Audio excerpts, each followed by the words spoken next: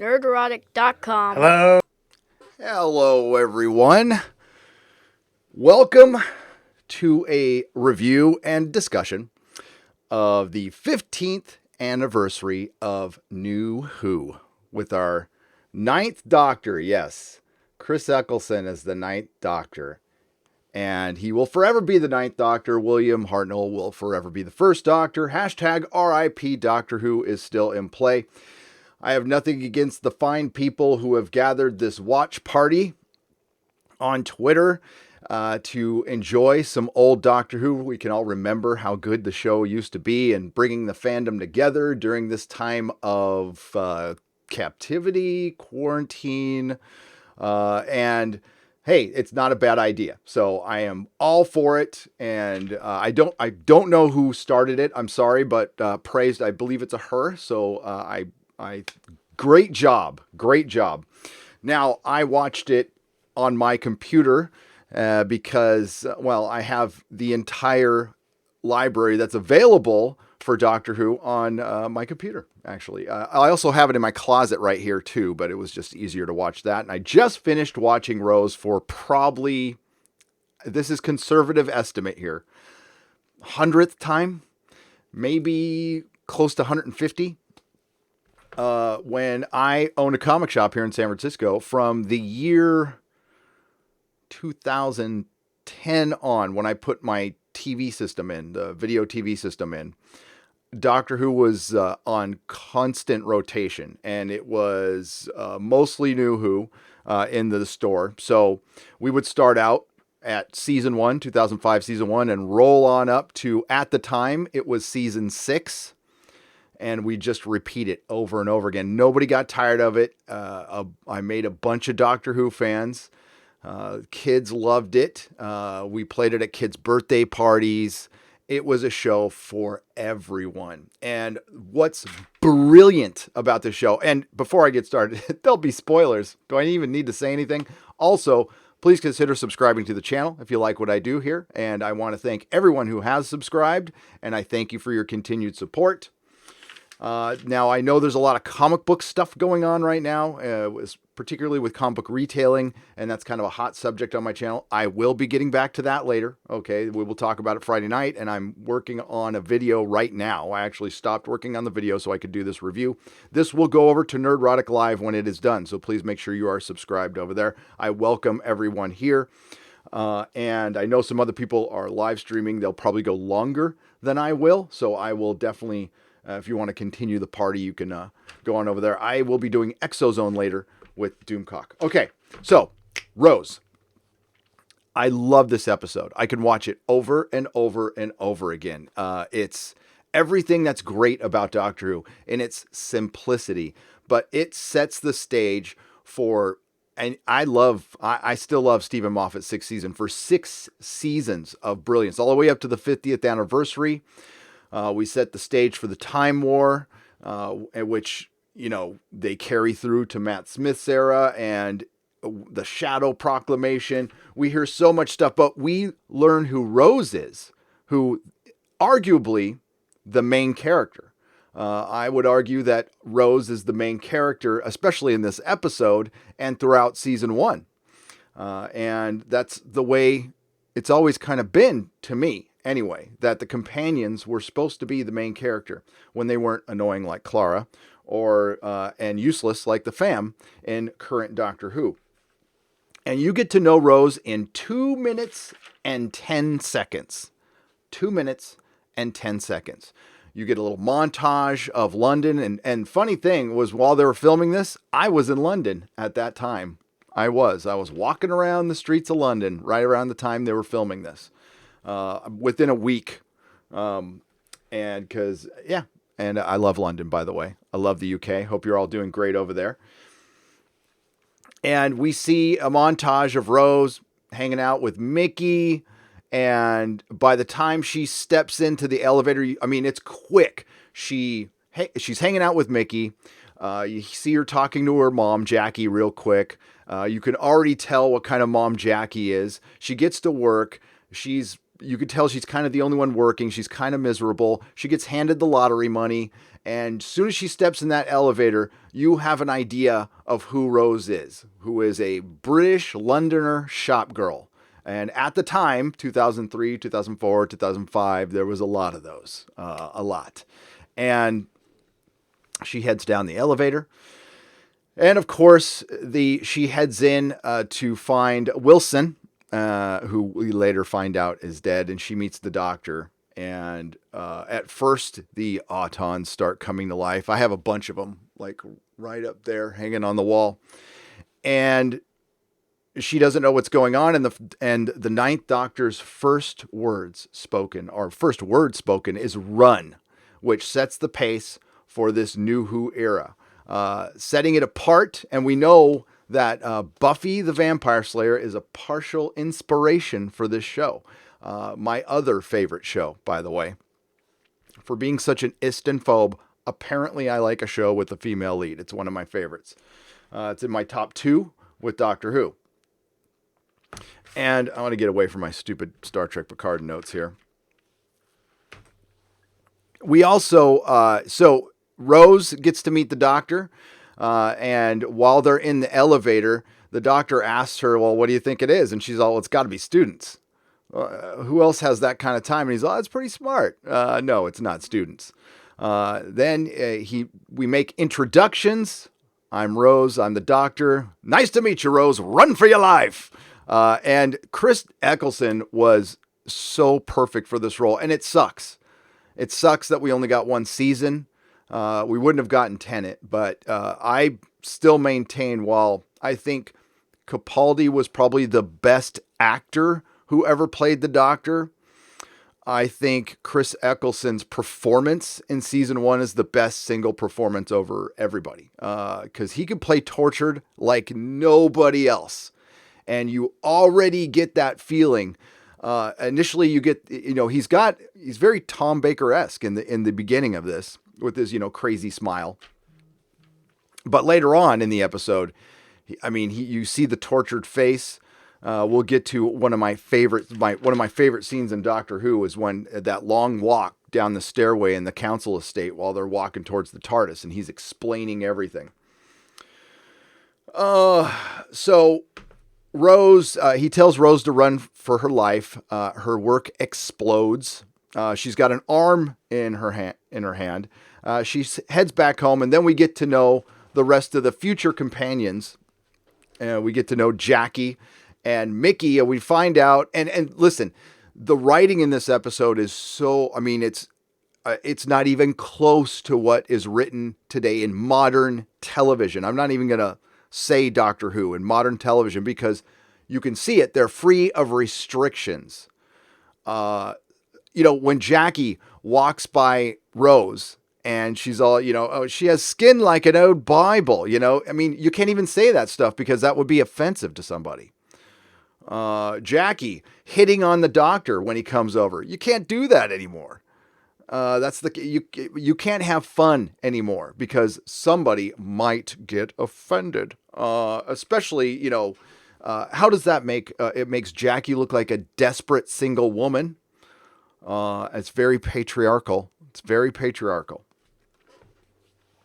So, we also get to know Mickey. We get to see what Mickey's about. He's kind of an aloof boyfriend who takes his girlfriend for granted. They're more buds than they are in a relationship. And he comes over and he pretends he's all worried about her. And then he offers to take her to the pub. And she's all, there's a match on, right? And he's all, well, maybe we catch the last 5 minutes. She's like, go ahead. And she's in a very humdrum life, in a very comfortable relationship, going nowhere in life. And that is well established already. And we already know more about Rose, Mickey, and Jackie than we still know about the fam. And it's like I stated before, it's these writings restrictions that the writers put on themselves. They're self-censoring because they're so afraid to offend someone. And you know what? That's how you control a society. That's how you control behavior. Because people don't want to look bad at all. And, we need to get back to, in my opinion, a world of, being more secure.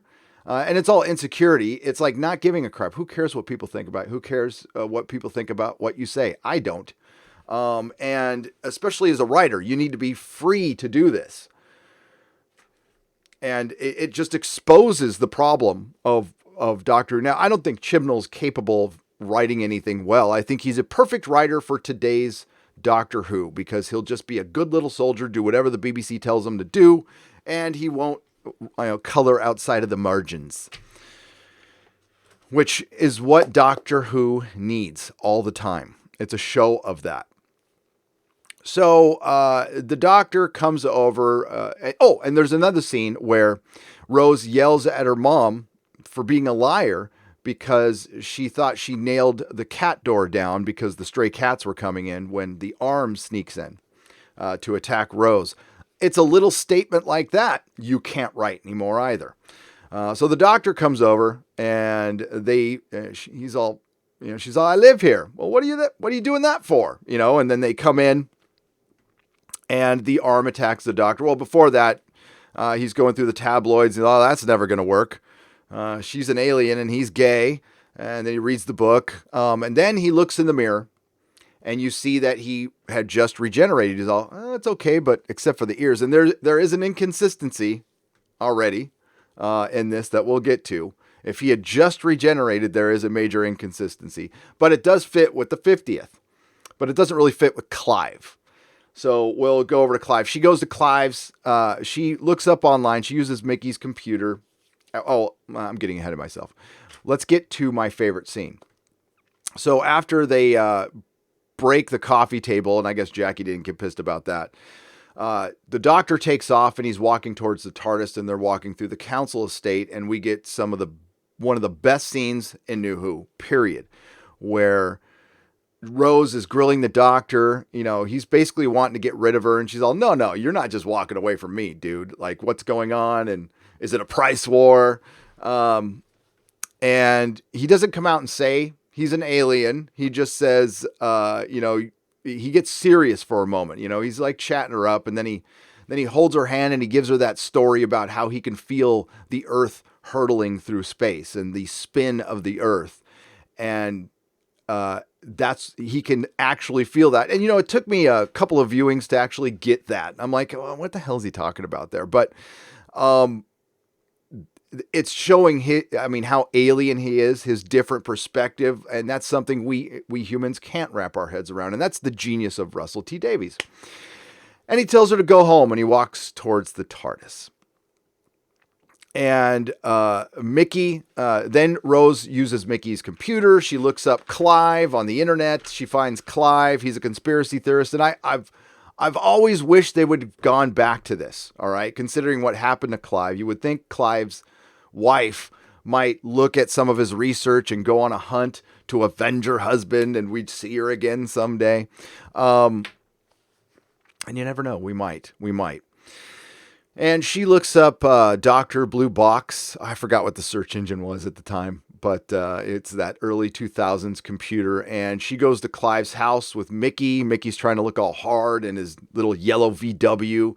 And we get some more exposition about the doctor. And here are the inconsistencies. If the doctor had just regenerated, how did he go to Krakatoa, and how was he at the Kennedy assassination? I mean, did he just make all these trips after he regenerated before he looked in the mirror for the first time? Maybe, but there is a big mirror in the TARDIS. We know that, in the big wardrobe. But that's neither here nor there. They needed to set up the doctor for the new audience. I understand that. And it worked. It totally worked. And again, I am not a canon purist.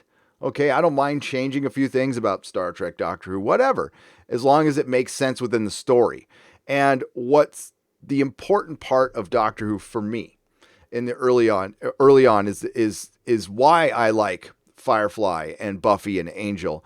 Plot holes everywhere in those stories, but there's no plot holes with the characters. The characters act consistent the whole time. They go on a journey, they go on an arc, but they never do stuff out of character. Like, for instance, not comfort a man who's trying to confide into the doctor his fear about cancer, or at least protesting a little bit when a man wants to sacrifice himself for the Doctor. Remember, this is the Doctor in Rose later on in the episode where he wants to give the Nestene Conscious a chance.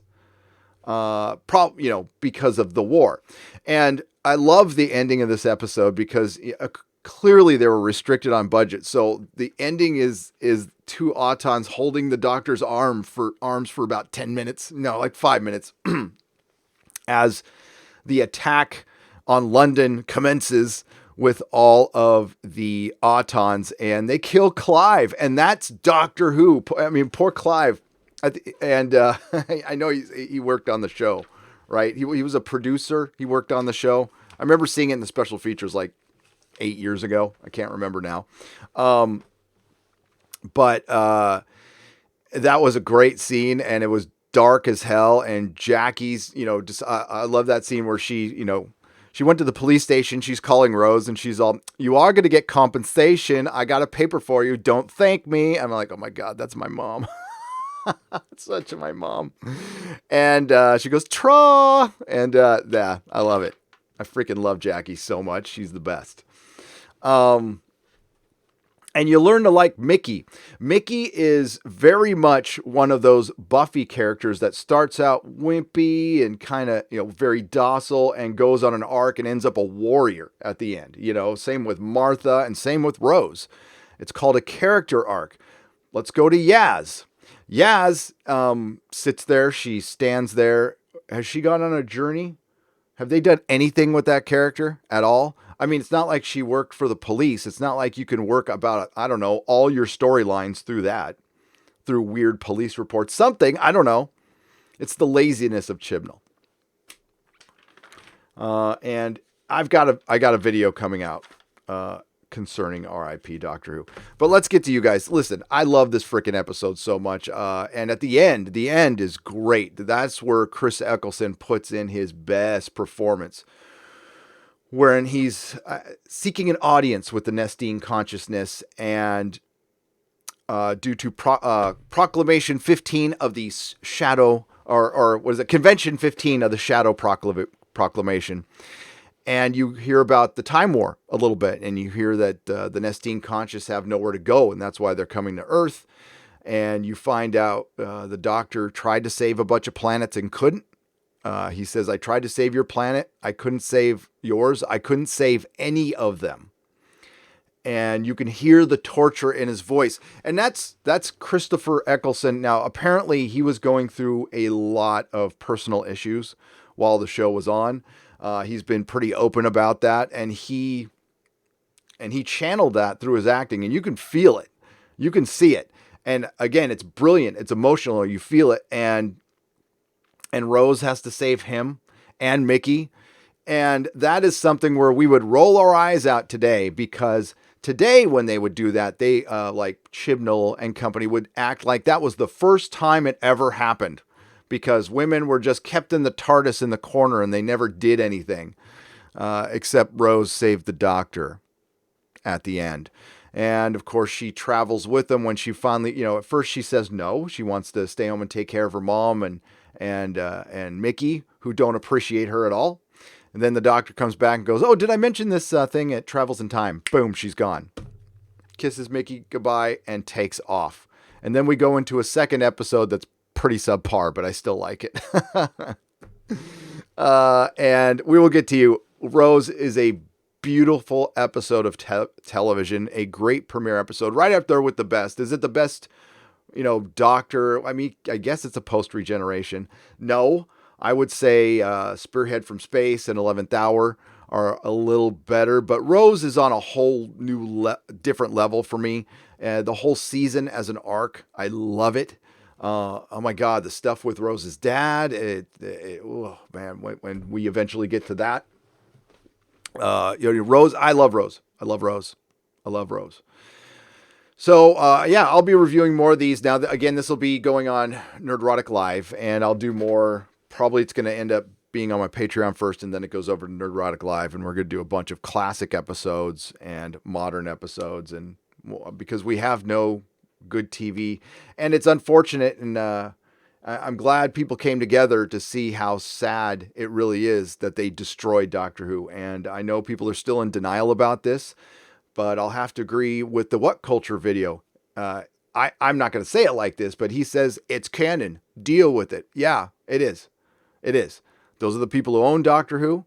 There's a blue box in there, and they made it canon, and they killed the show. Any chance of me jumping back on when Jodie's run is over, if the Timeless Child is the first Doctor, and Tecteun is the creator of the Time Lords, peace out. I'm done. You know what? I don't mind going back and changing a little lore. You got to do that once in a while, but you can see what the motivation was behind that, and it wasn't to tell a good story. Let's get to you guys. This one isn't going to be a super long one. I do have to get to a video, and yeah, we'll be back to normal Nerdrotic Nooners next week, where we'll talk about anything and everything. Because yes, again, I know the comic book subject is very hot right now. I'm actually very hot right now. I was being very angry on a video prior to recording this, and it's nice to just watch something good, because part of the problem we're having in fandom is we're customers, and they're not treating us like customers. They're treating us like they're doing something for us, like we're not paying for this stuff, right? They you know, it's gotten to this weird place where the creatives and repurposers think that we're here for them. They're here for us. We're a paying customer. We can choose to leave or not. But yeah, Son of the Wolf for $2. Hail Nerdrotic. Miss good Doctor Who. Yes, it just made me miss it. But it didn't ruin my enjoyment, I'll say, because it's so stupid. The Chibnall stuff is so ridiculously bad. And I know people are trying to do mental gymnastics like, oh, they'll undo it. No, they're not going to undo it, folks. And you can't reboot this show. This is not a rebootable show. Jody Bowie for $2. Hail Gary, R.I.P. Doctor Who, making some pizza tonight. Enjoy the pizza. Enjoy the pizza. I might order some. The world is still working. There's cars on the freeway. There's some people going to the store. And it seems like things are okay here so far. Hope they're okay where you are. Scottish Nerd for $1.49 sends the phallic symbol unicorn. Hail!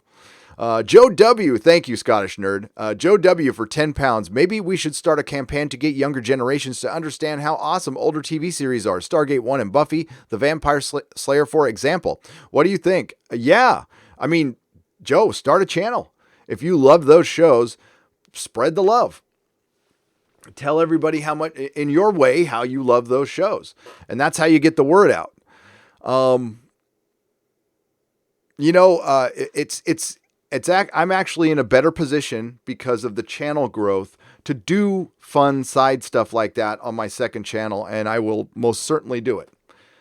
There are people, the Passion of the Nerd covers, Mahler turned me on to that channel.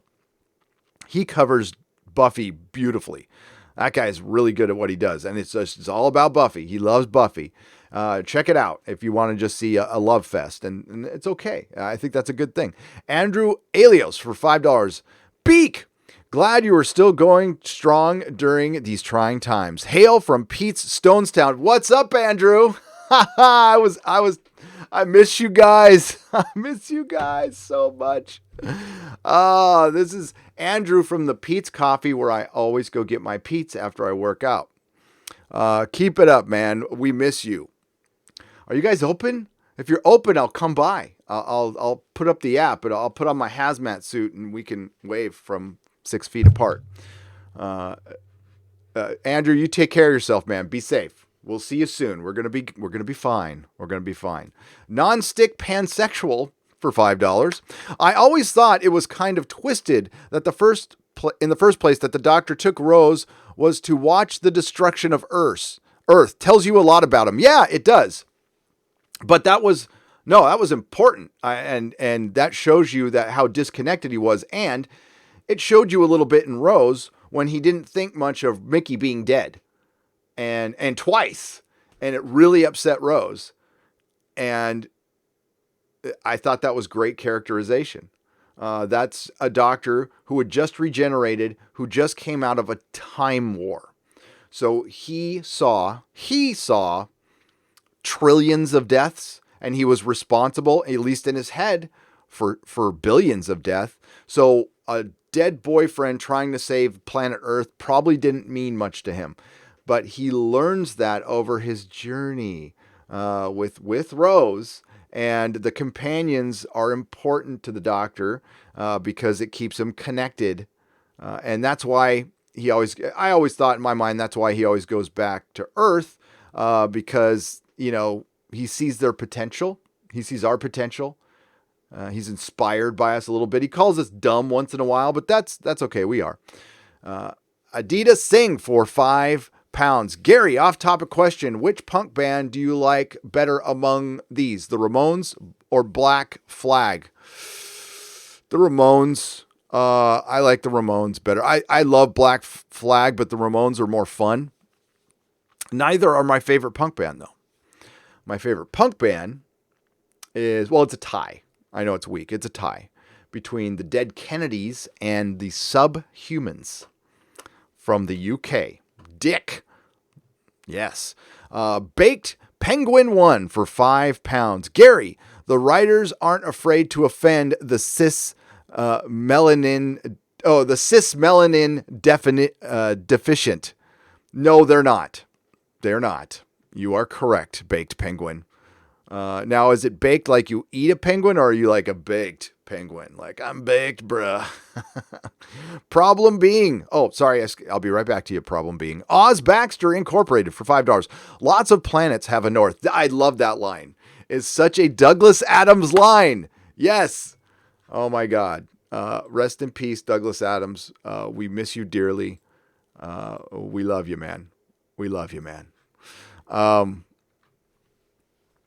I hope he is I hope Douglas Adams is really annoyed that there was an afterlife. And it's probably exactly how he described it. Lots of planets have a north. It's such a Douglas Adams line. That had to be a nod to the great man himself. Absolutely. No, Russell T. Davies and Stephen Moffat are both unabashed Douglas Adams fans. And of course, in David Tennant's Christmas Invasion, they canonized Hitchhiker's Guide to the Galaxy when the 10th Doctor talks about Arthur Dent. Yes, he does. Walking around in his pajamas. Will Gentry, our whole nation just clapped for the NHS. I was on a live stream when they mentioned it. Then I could hear everyone outside of my street all clapping. Wow. That's awesome. I don't live in a neighborhood like that. Maybe if the Niners are in a Super Bowl, you can hear something. But generally it's firecrackers and the occasional gunshot. So it's all right, though. I mean, that's America, folks. I know in the UK, everybody thinks we walk around with the sidearm just shooting things we don't like. But that's not the case. It's not arachnids in the UK. But occasionally you'll hear a gunshot, yes. Nicholas Horton for £5. Hail, Gary. Russell T. Davies has released a Rose prequel novel. I will check it out. I know that Chris Chibnall released a short story that I don't want to read, but I probably will. And I will definitely check that out. And I'm glad he did something. I'm glad. Jody Bowie for $5. LOL, but it's more fun to make it than watching. It's more fun to make it than watching the new Who. R.I.P. Doctor Who. Yes. Oh, indeed. I don't mind making pizza. I just can't cook. I suck. ICane 1906 for $5. Doesn't seem like they will be shutting it down anytime soon. Is there anything that will force the BBC to course correct on Doctor Who? Oh, what's going on right now? ICane 1906, the entertainment industry. Now, I know that Rich Johnston from Bleeding Cool is bragging, and it's good. I'm not complaining about it or anything, about the furlough something about a furlough. I don't know. It's some kind of savings for workers who are out of work. Some kind of the word was furlough. I don't know how you guys use it over here. Here it's like a work furlough, but you have some kind of compensation set aside for workers and industries that are shut down right now.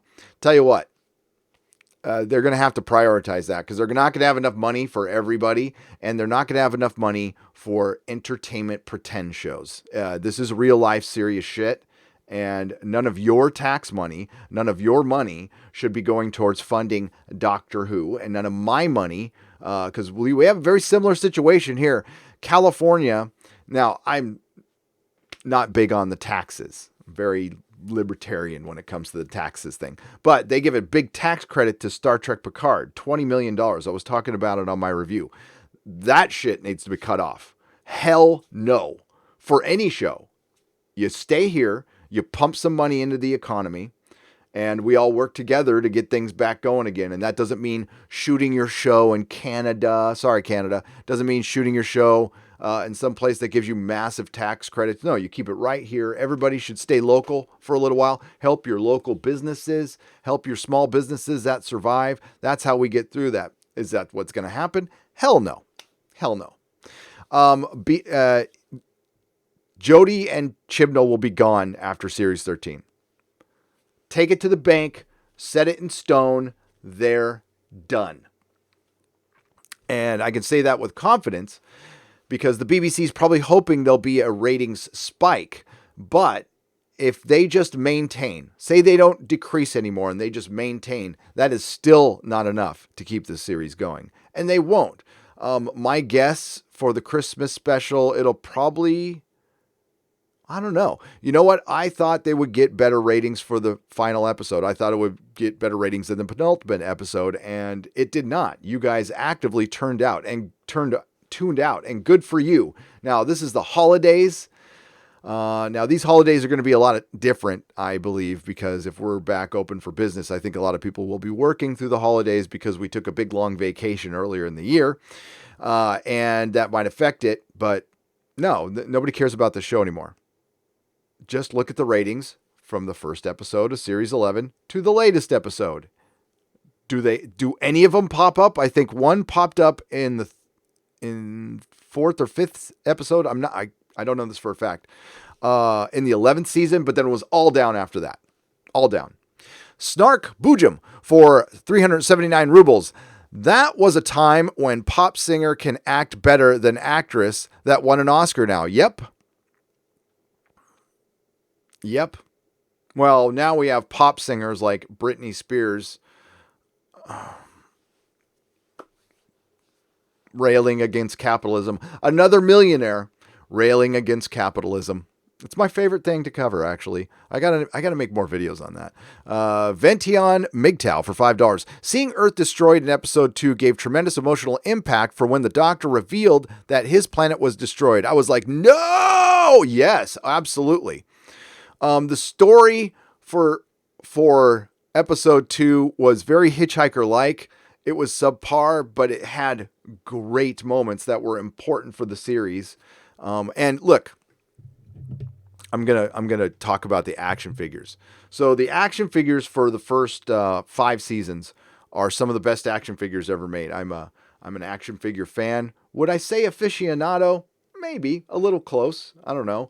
I don't keep mine in packages, so that's what sets me apart from the anal retentive collector. I rip my packages open, because I like to see the figure. The Doctor, you guys in the UK made the best plastic action figures I've ever seen. Best sculpts, best paints, simplistic, not overly articulated. These are perfect action figures. Perfect size, around 5 inches. Well, that's not what she said. I know. I hear you, dirty. Get your mind out of the gutter. Just a thanks, says James Andrews for $5. You're welcome. Thank you. Thank you for joining me here on this impromptu thing.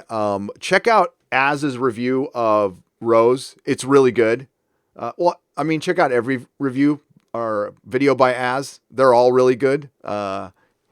The prequel novel features the original ending to the Time War that never was. Nicholas Horton for £5. That's right. That's right. Of course I will get it. Of course I will get it. I remember that came out a while ago, right? I don't keep track of all the books. I keep track of the comics. I stopped recently buying the comics, which sucked. I mean, I like supporting Titan. I thought they were a very good comic company. And they've done a lot of good stuff, but I can't support them anymore. It sucks. I can't support Big Finish anymore. I can't support Big Chief anymore. Big Chief has one of these, has a black jumper available. I wanted to get that. I'm like, I'm going to have to get it secondhand. And problem being, I will get to it. I'll read them both in order. When the Doctor left at the end and came back, maybe we went back into time to prove to Rose he could do it, since he looks at the camera. And that's Florian Frau for £5. I'll say that again. When the Doctor left at the end and came back, maybe he went back into time to prove to Rose he could do it, since he looks at the camera. Yeah, maybe he went back, and that's a good point, that when he leaves, that's a very good point, that when he leaves and comes back to Rose, he went to Krakatoa, he went to 1963. Yeah, I would say that fixes that problem right there. And honestly, it wasn't I've seen the episode 100 times, and it wasn't anything I thought about until I was watching it now. I'm like, oh, how did he regenerate? But you're right. At the end, he does that. So good on you. Good on you. Let's go to problem being. If you like good UK punk rock, check out Killing Joke. Problem being, I don't know how old you are. I was listening to Killing Joke in the early 80s when I was 11 years old. So, yes, as a matter of fact, my first punk rock leather had Killing Joke written on the back of the shoulders in blood, in bloody letters. I painted my own leather. I put studs in my own leather. Yeah, I'm not going to bore you with pictures of me as an old punk rocker kid. They're on my Facebook page. Just friend me on my Facebook page and you can see them there. But then he says, you skipped my first super chat. Paid reminder. You don't have to give paid reminders. Problem being, for £1.99, just tell me in the side and I'll see it. Sorry about that, man. By the way, just a reminder, if I'm going through super chats, they always jump. So they get skipped. So what I do is I get to the end and then I go back up. So don't worry, I'll get you. I'll get you. And if I miss one, I also do super chat square ups. None of them get left behind. And I hate missing them. I do. So we got that Will Gentry, Joey Bowie, and yeah. So Killing Joke is brilliant. Come on, Gary, listen to death metal like an adult. I listen to death metal too.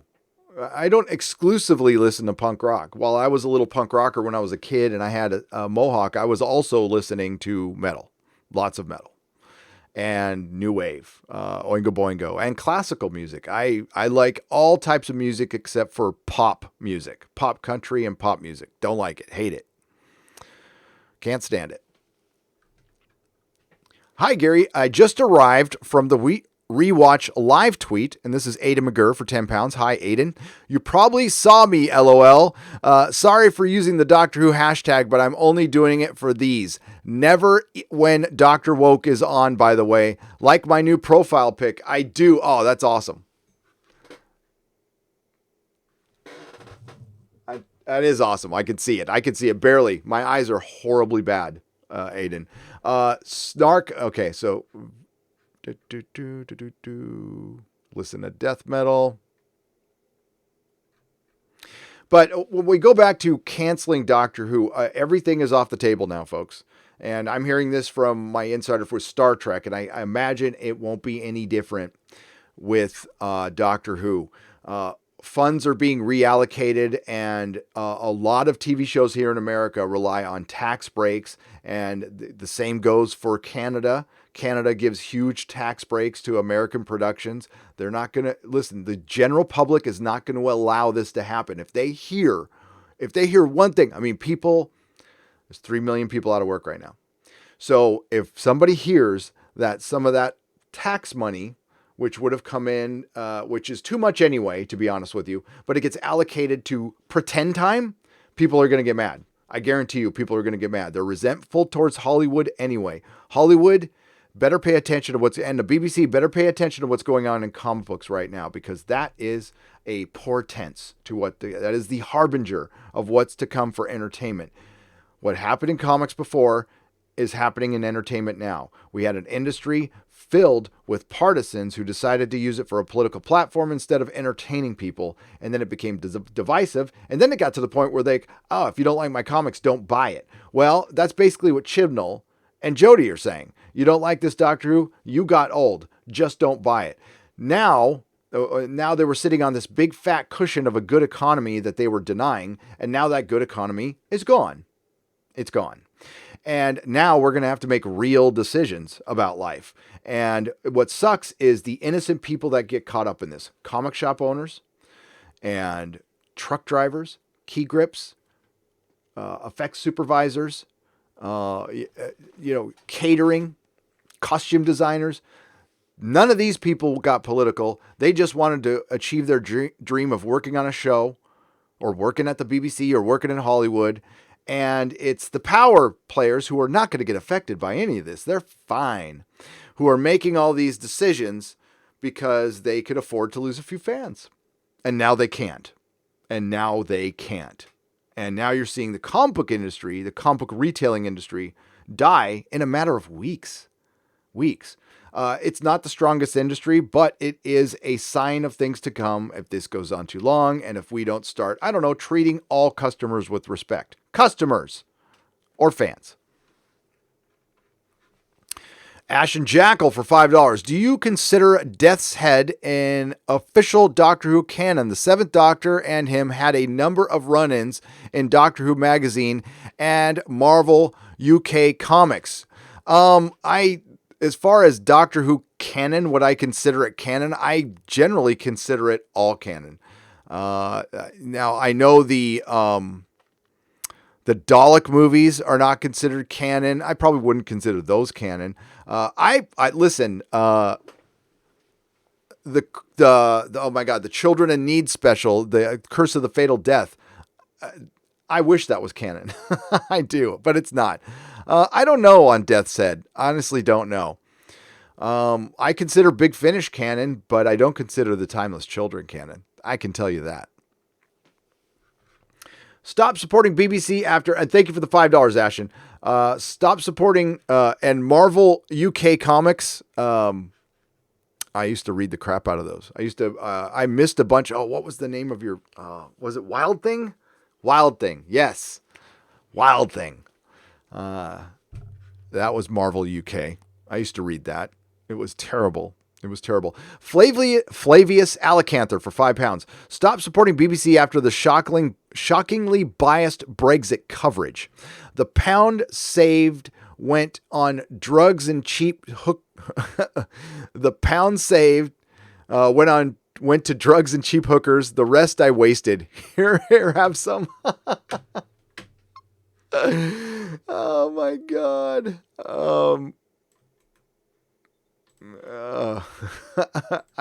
It's been a while, Flavius Alicanther. Oh my God. I don't know, folks. Do I consider Doctor Who comics canon? I always kind of did. So the answer would be yes. That's such a cool. I love that, by the way. Here, I'm going to pull up the picture for you. If the right window is pulled up. There we go. The Death's Head.